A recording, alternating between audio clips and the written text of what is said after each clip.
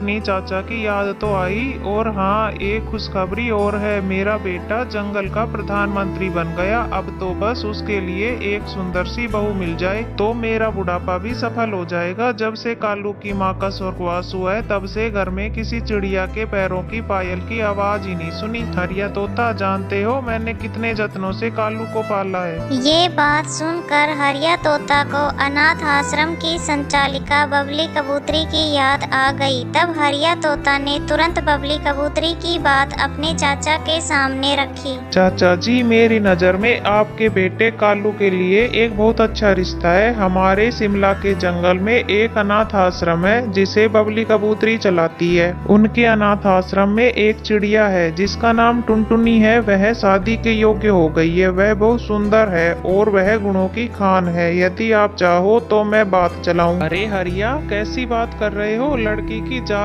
का पता नहीं, धर्म का पता नहीं, किसकी संतान है, किस वंश से है, कौन सा कुल है, कौन से धर्म की है। भला मैं ऐसी चिड़िया को अपने घर की बहू कैसे बना सकता हूँ? मेरा बेटा जंगल का प्रधानमंत्री है। क्या उसे अच्छे घर के चिड़ियों की कोई कमी है जो उसे ऐसी कुलीन चिड़िया से बांधूं?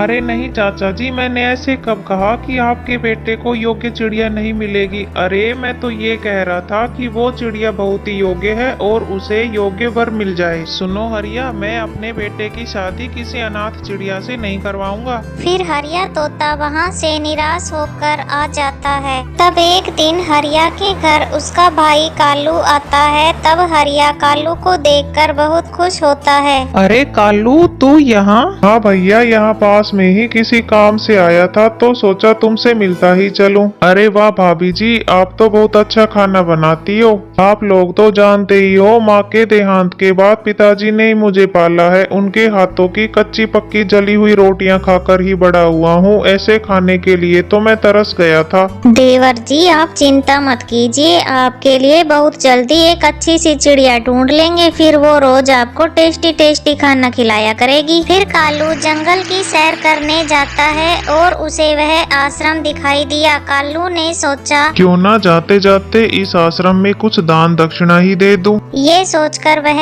अनाथ आश्रम पहुंचा और बबली कबूतरी से कहा, जी मैं जंगल का प्रधानमंत्री कालू हूँ। आप बहुत ही नेक काम कर रही हो, इसलिए मैं आपके अनाथ आश्रम को कुछ दान देना चाहता हूँ। जी आपका बहुत बहुत धन्यवाद, परंतु दान ही तो सब कुछ नहीं होता ना। इन सब के अलावा भी तो इन अनाथ बच्चों की कोई सामाजिक जरूरतें हैं। तभी वहाँ टुनटुनी चिड़िया चाय लेके आ जाती है। देखो कालू जी, ये मेरे अनाथ आश्रम में रहती है। इसका नाम टुनटुनी है। ये विवाह के योग्य हो गई है। यह सर्वगुण संपन्न है, परंतु अनाथ होने के कारण इसे कोई योग्य वर नहीं मिल रहा है। ज्यादातर तो दो दो बच्चों के पिता या तलाकशुदा के ही रिश्ते आ रहे हैं। समाज का अनाथ बच्चों के प्रति नजरिया न जाने कब बदलेगा। आपकी बात सुनकर तो मुझे बड़ी खुशी हुई। आप सही कह रही हो, जब तक हमारे विचार नहीं बदलेंगे तब तक समाज नहीं बदलेगा। यही तो मैं कहना चाहती हूँ कालू जी। अनाथ आश्रम में पैसे देकर लोग सोचते हैं कि वो अपनी जिम्मेदारी से मुक्त हो गए। क्या मैं उस चिड़िया से मिल सकता हूँ जिसके बारे में आप अभी अभी बातें कर रही थी? हाँ हाँ, क्यों नहीं कालू जी। फिर बबली टुनटुनी को बुलाने चली गई और कुछ देर बाद वो उसे साथ लेकर आई। टुनटुनी ने हाथ में नाश्ते की प्लेट भी पकड़ रखी थी। अरे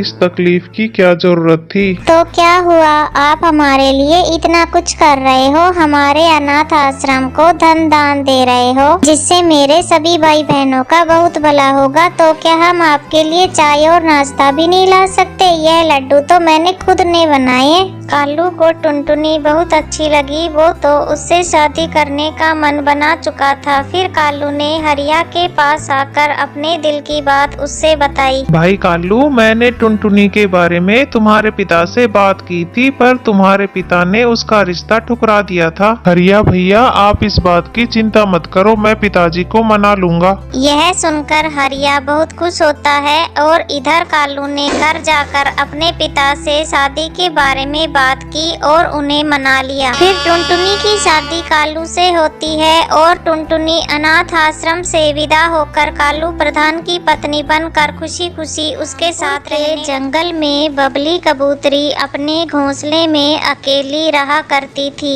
कई महीनों पहले बंटी कबूतर ने उसे अपने घर से निकाल दिया था और दूसरी शादी कर ली थी, क्योंकि बबली कभी मां नहीं बन पाई थी। एक दिन जंगल में तेज बारिश हो रही थी और बबली अपने घोंसले में अकेली बैठी थी। तभी उसे किसी के रोने की आवाज सुनाई देती है।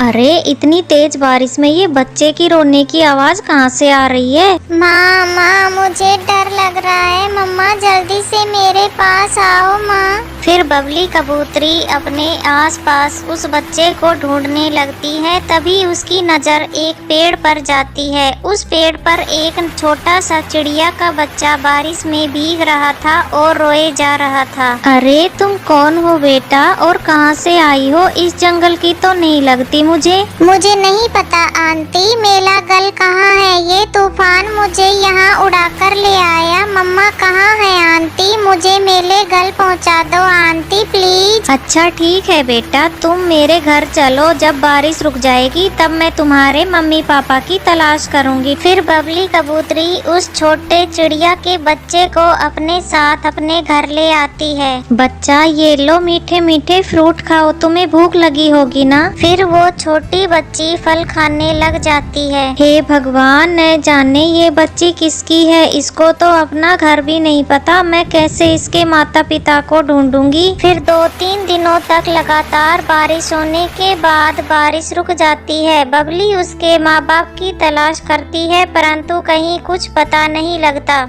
उधर दूसरे जंगल में टुनटुनी चिड़िया पागलों की तरह अपनी बच्ची की तलाश कर रही थी। मेरी बच्ची कहाँ हो तुम कहाँ चली गई? मैंने कितनी बार मना किया था, बिना बताए कहीं मत जाया करो। चुनमुन के पापा, कहीं से भी मेरी बेटी चुनमुन को ला दो ना, उसके बगैर मैं नहीं जी सकती। चुनमुन की माँ, मैंने चुनमुन की कई बार तलाश की पर वो मुझे कहीं नहीं मिली। तूफान इतना भयंकर था कि कई पक्षियों को तूफान अपने साथ उड़ा ले गया। शायद अपनी बच्ची को भी वह तूफान ही उड़ा कर ले गया। सब्र से काम लो, अगर भगवान ने चाहा तो हमें हमारी बेटी जरूर मिल जाएगी। फिर ऐसे ही कई साल बीत जाते हैं और फिर एक दिन टुनटुनी चिड़िया अपनी बेटी चुनमुन को ढूंढते ढूंढते नदी किनारे दूसरे जंगल में जा पहुंचती है। उस समय बबली कबूतरी भी नदी पर पानी पी रही थी और उसके साथ चुनमुन भी वहीं बैठी थी। चुनमुन को देखते ही टुनटुनी अपनी बेटी को पहचान लेती है। चुनमुन मेरी बेटी, तुम कहाँ चली गई थी? तुम्हारी तलाश में इतने दिनों से भटक रही हूँ। अब चलो अपने घर, मैं तुम्हें लेने आई हूँ। घर पर तुम्हारे पापा तुम्हारा इंतजार कर रहे हैं। मम्मा ये आंटी कौन है? मम्मा मेरी माँ तो आप हो ना, फिर मैं इन आंटी के साथ क्यों जाऊँ? मैं इनके साथ कहीं नहीं जाऊंगी मम्मा। कबूतरी बहन, कई साल पहले मेरी बेटी को तूफान उड़ाकर ले गया था, तब से मैं इसे ढूंढ रही थी। मेरी बेटी को आपने अपनी बेटी की तरह पाला, इसके लिए मैं आपका बहुत बहुत धन्यवाद करती हूँ। बेटा चुनमुन, तुम्हारी माँ सही कह रही है, यही तुम्हारी माँ है। तुम तो मुझे बारिश में भीगती हुई मिली थी। बेटा तुम्हें याद नहीं है, तुम उस वक्त बहुत छोटी थी। ये आप क्या कह रही हो मम्मा? मैं आपको छोड़कर कहीं नहीं जाऊंगी। कबूतरी बहन, इसका मन आपके साथ लग गया है, मैं इसको दुखी नहीं करूँगी। वैसे भी आप यहाँ अकेली रहती